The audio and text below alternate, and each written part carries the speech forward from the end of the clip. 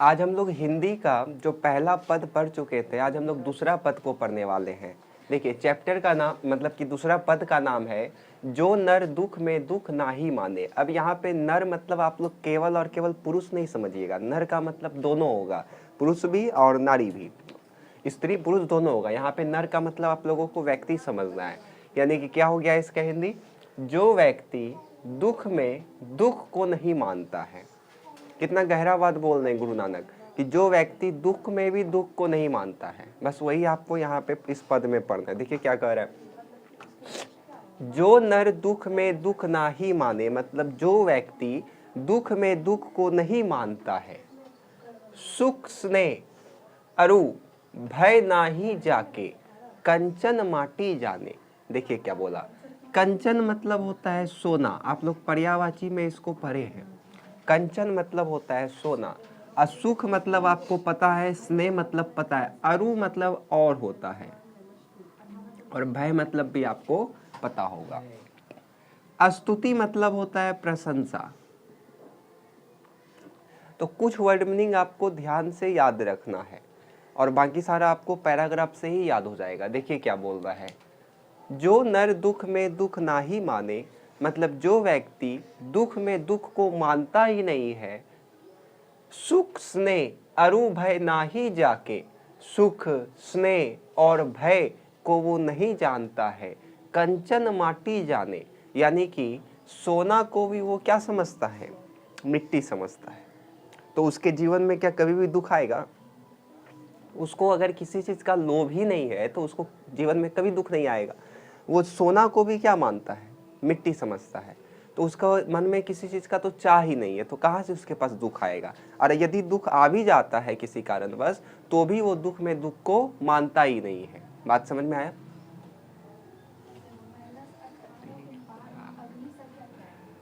ना ही निंदा ना ही स्तुति जाके लोभ मोह अभिमाना। देखिए क्या बोला गया, ना ही वो निंदा को ना ही वो प्रशंसा को जानता है, लोभ मोह अभिमाना को भी वो नहीं जानता है। बात समझ में आया? ये अभी क्वेश्चन आंसर जब इसका करवाएंगे हम आपको, तब देखिएगा कितना ये आसान हो जाएगा। क्या बोला गया, ना ही निंदा ना ही प्रशंसा को जानता है, लोभ मोह अभिमान किसी को वो जानता नहीं है।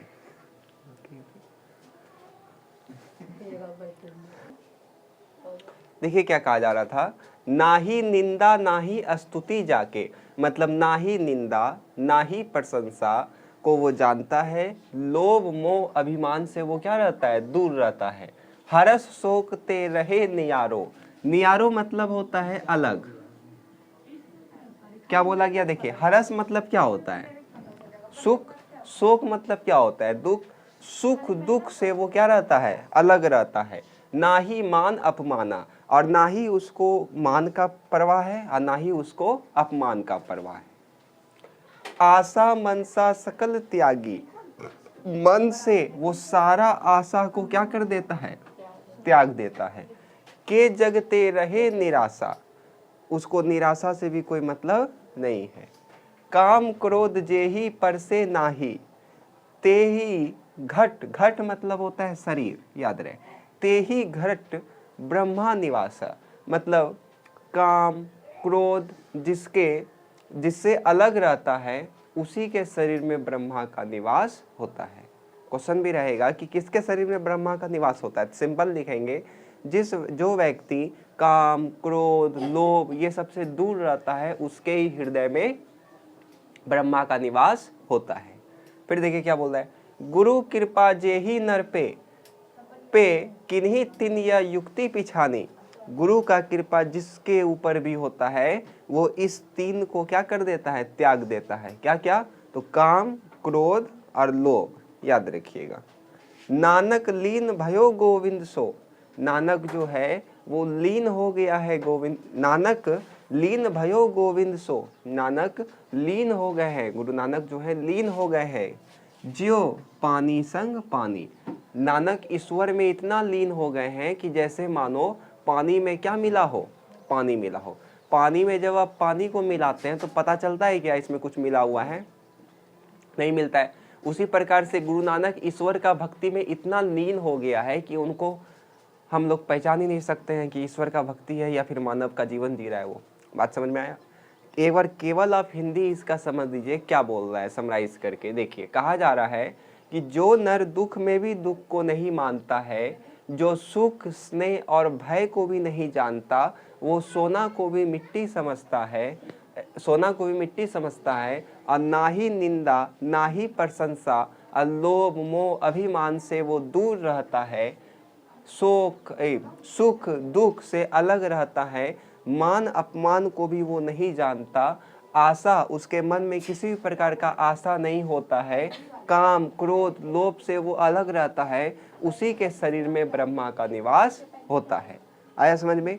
फिर बोला गया कि गुरु का कृपा जिस भी नर पे हो जाता है, वो व्यक्ति इस तीनों से अलग हो जाता है, काम क्रोध लोभ से क्या हो जाता है? अलग हो जाता है। नानक भी लीन हो गए हैं ईश्वर में, जैसे पानी के साथ पानी मिल जाता है।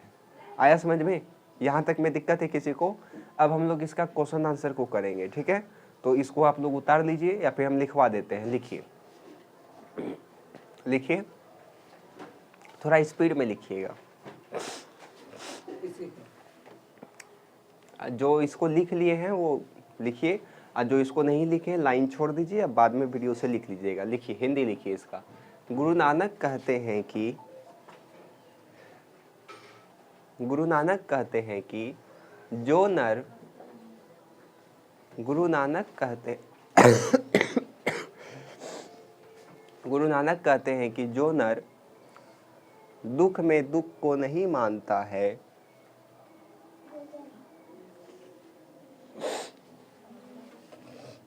जो नर दुख में दुख को नहीं मानता है,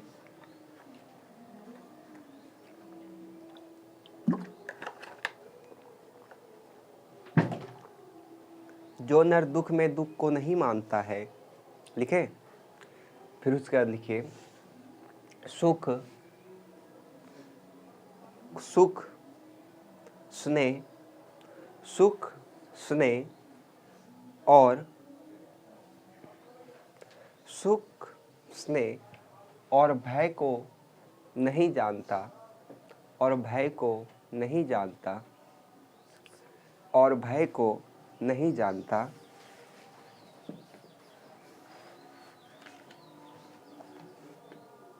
और भय को नहीं जानता, कोमा दीजिए, सोना को भी मिट्टी समझता है, सोना को भी मिट्टी समझता है, सोना को भी मिट्टी समझता है।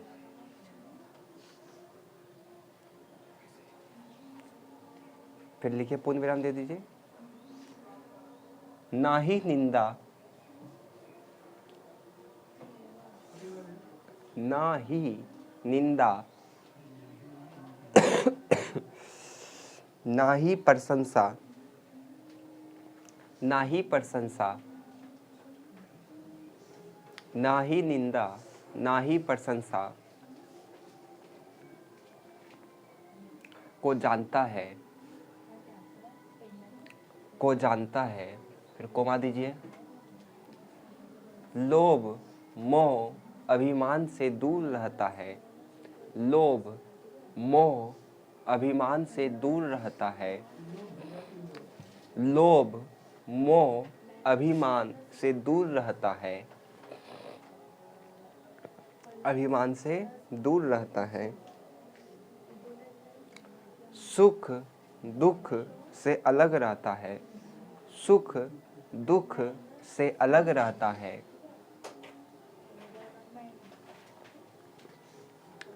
मान अपमान को समान समझता है, मान अपमान को समान समझता है, सुख दुख से अलग रहता है, मान अपमान को समान समझता है। या फिर लिख सकते हैं आप, मान अपमान को नहीं मानता है,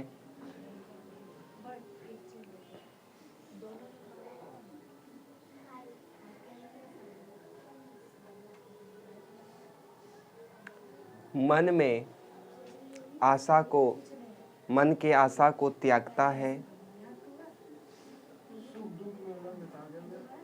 सुख दुख से अलग रहता है, कोमा दीजिए, मान अपमान को नहीं मानता, मान अपमान को नहीं मानता, मन से आशा को त्याग देता, मन से आशा को त्याग देता, जिससे जग निराश रहता है, मान अपमान को त्याग देता है, या फिर मान अपमान को नहीं मानता, मन से आशा को त्याग देता है, मन से आशा को त्याग देता है, जिससे जग निराश रहता है, जिससे जग निराश रहता है। काम, काम, क्रोध, काम, क्रोध, काम, क्रोध,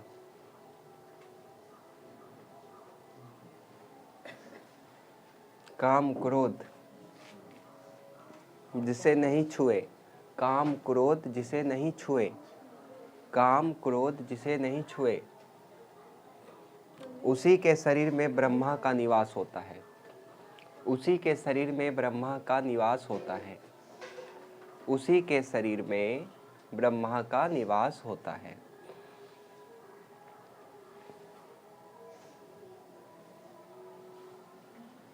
हो गया? फिर लिखिए, पुनर्विराम दीजिए। गुरु का कृपा जिस नर पे होता है, गुरु का कृपा जिस नर पे होता है, गुरु का कृपा जिस नर पे होता है, वह इससे दूर रहता है, वह इससे दूर रहता है।